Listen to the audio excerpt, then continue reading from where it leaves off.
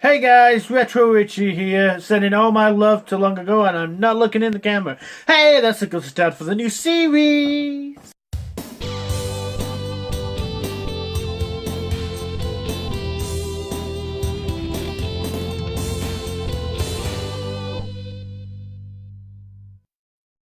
Hey guys, and welcome to Retro Ritchie, sending all my love to long ago.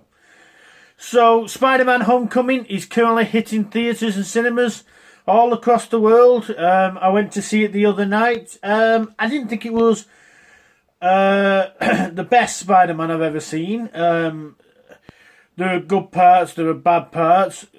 Pretty much like every other Spider-Man that I've seen. I always say in the past that I thought Tobey Maguire had the better Spider-Man storylines, but Andrew Garfield was a better Spider-Man. This guy is a good Spider-Man. I'm not too keen on their interpretation, a little too much. But I think it's because he's new and maybe he'll grow on me with time. Anyway, I'm not actually here to talk about Spider-Man Homecoming. However, Spider-Man Homecoming did make me think about this. Now, with all the superhero films we've got, Marvel's coming out, we've got Comic-Con at the weekend released the new trailers for Thor Ragnarok.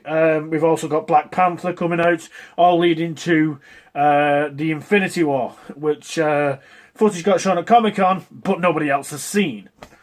On the other side, DC are gearing up, ready for the new Justice League movie that comes out at the end of this year. So with all these superhero movies coming out this year, everyone's got the famous ones. We've got Spider-Man, Batman, Captain America, Iron Man. We've got Thor, all the thingies, The Flash on TV, Arrow on TV. And there's all these superheroes. But what about the superheroes that everybody forgets? Yeah, there's loads of superhero movies out there that people tend to forget. Okay, number 5. Dr. Mordrid. Now, I'll have to admit, I haven't seen this all the way through before your hand. What I do know about Dr. Mordrid is that it did actually start off as a Doctor Strange script. But when the studio couldn't get the rights to Doctor Strange, they went ahead and made the film anyway, starring Jeffrey Combs. I can't really say much about the plot because I haven't seen it. I do have it on DVD, I've just not had a chance to watch it yet. But it is a superhero film that people tend to forget about. So I just wanted to stick it in here at number 5. Number 4. Mystery Men. Yeah, people tend to forget about this film and I don't get why. Mystery Men is based on the comics. I never read the comics, so I didn't know anything about it before going in.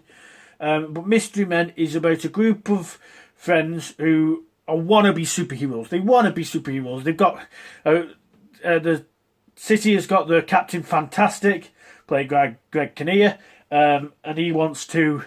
They get endorsed like race car drivers. You know, they're all advertised with like Pepsi and Coca-Cola and all that on the badges. But he's done such a good job, Mr. Fantastic, that there's no bad guys left. So he has the police, using his alter ego, has the police release one of his arch enemies called, played by Jeffrey Rush. I can't remember what he's called, I do apologise. He's played by Jeffrey Rush. I don't want to lend any spoilers to you in case you haven't seen it, but the group of people who think or want to be superheroes, I mean, you've got some of the great cast in here. You've got Ben Stiller, Mr. Furious, who gets angry, and that's his power, gets angry. You've also got Kel Mitchell from Kenan and Kel as the Invisible Boy, who can only turn invisible when nobody's looking at him. William H. Macy as the Shoveler, and Paul Rubens, which he's just such a weird character, but it seems to work. Like I said, I won't reveal too much of the plots with these, just in case you haven't seen them, but I do recommend you see it. Mystery Men is a very good film. It's quite old now, a bit dated, but there's still a good few things to watch about it, so check that one out. Number 3, Meteor Man. Okay, definitely none of you have heard of this one. The only way you can get hold of this one in the UK is if you get the DVD from America, like I did.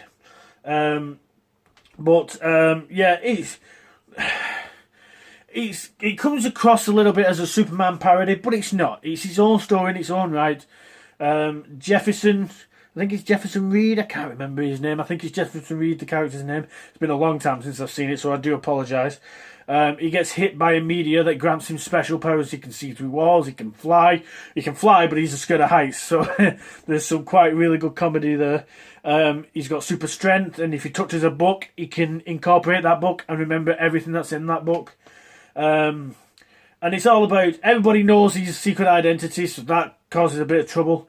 And the streets being run around by these gangs and thugs, and he goes in to clean the town. But because he goes in to clean the town with a superhero, the people don't learn to fight for themselves. And when there's something happens and he's no longer got his powers, and they're helpless. The people are helpless because they haven't learned to fight for themselves. It's a great comedy. It's a really good film, and it's got some impressive cast in it. You got James Earl Jones, Eddie Griffin, Bill Cosby. Yes, Bill Cosby is in it. Don't forget, Bill Cosby was a loved actor at one point. I know that his recent alleged allegations of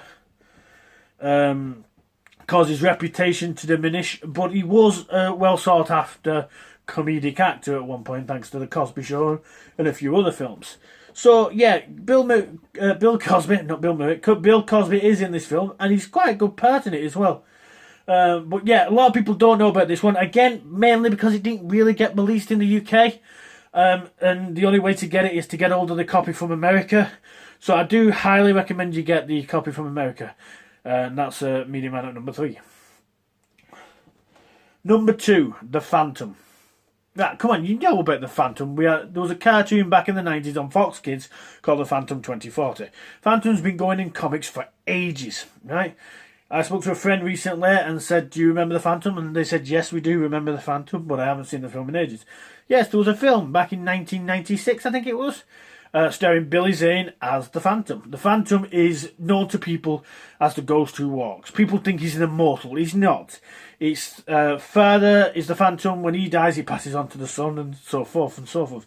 The Son can also be contacted by the spirit of the Father, who helps him in his journey. He's got to collect these skulls.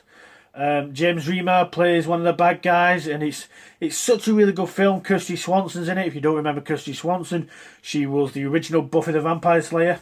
Yes, I am going to talk about that film lately because a lot of people still don't realise that Buffy the Vampire Slayer was a movie. Anyway, I digress. But she plays the love interest of, I want to say Kit, but I can't remember his second name. I know it's Kit. And it's a good film. There's a lot of action in it, and it's based on the pulp comics, kind of like The Rocketeer and stuff like that. And it's really good. The costumes are quite good. Billy Zane got quite buffed up for the film, and there's a lot of action, a lot of romance. It's like the old adventures, the old 1930s adventures, and it's definitely worth a check out, but people tend to forget about it. Number 1. Okay, this is... People have a good thing and a bad thing about this. This is one of my favourite films, and I know people really don't like this film, and there's some people that it's become a bit of a cult classic. Who knows what evil lurks beneath the hearts of men? The Shadow knows. Yeah, The Shadow. Now, a lot of people don't know about The Shadow. The Shadow actually started in the comics in the 30s, 1930s, about Lamont Cranston, who could cloud men's minds to make himself invisible. He could also control men's minds. It was then adapted to a radio show starring Orson Welles, and then in 1994, Russell McCaughey, who was famous for directing the Highlander movies, made a film starring Alec Baldwin as Lamont Cranston. The sets in this are superb. You look at it and you think 1930s. The action in it is not, to be honest, there's not that much action in it. The special effects, I think, are fantastic, especially for 1994, which CGI was still in its early stages. But some of the effects that make the Shadow pop out randomly out of smoke is just amazing. The cast in this is fantastic. You have Alec Baldwin, as we said earlier, playing Lamont Cranston. aka the Shadow. You then have Penelope Ann Miller playing Margot Lane, which is a love interest for Lamont Cranston. You have Sir Ian McKellen. Ian McKellen playing her dad, Reinhardt Lane. And then you have Tim Curry, and you know how much I like Tim Curry, playing Farley Claymore. You then get John Lone playing Shi-Wan Khan, who is the last descendant of Genghis Khan. And he is fantastic in this film. But yeah, I'm not going to detail many plots to you because you might want to watch it. But yeah, Shadow is one of the best superhero films for me. I think it was beautifully shot. I don't think it did too good with a budget, but well, there you go. So that was my top 5 superhero films that you might have forgot about. I am going to do a lot more videos soon. I know I've said that in the past. I know I've said, oh, I'm going to do one coming soon, and then it's never appeared. I'm going to do a review of this, and it's never happened. And I've tried to get started on doing them, and something's happened, and I've not been able to do it. So I do plan on doing a lot more. I'm going to do a lot of top 10s. I think that's the best way I'm going to be able to work it. However, I am going to talk about TV shows as well and do reviews. A lot of these people on YouTube that I've watched always talk about American TV shows. Old American TV shows. Nobody talks a lot about the old British TV shows, especially the cult ones and sci-fi ones and stuff like that. So I am going to do a lot of the British ones, and I want to talk about them. And I have got one I'm working on right now, so it will be out soon. But for now, I'm just going to do this top 5. So I'm going to finish off by saying I've been Retro Ritchie. Today's to come.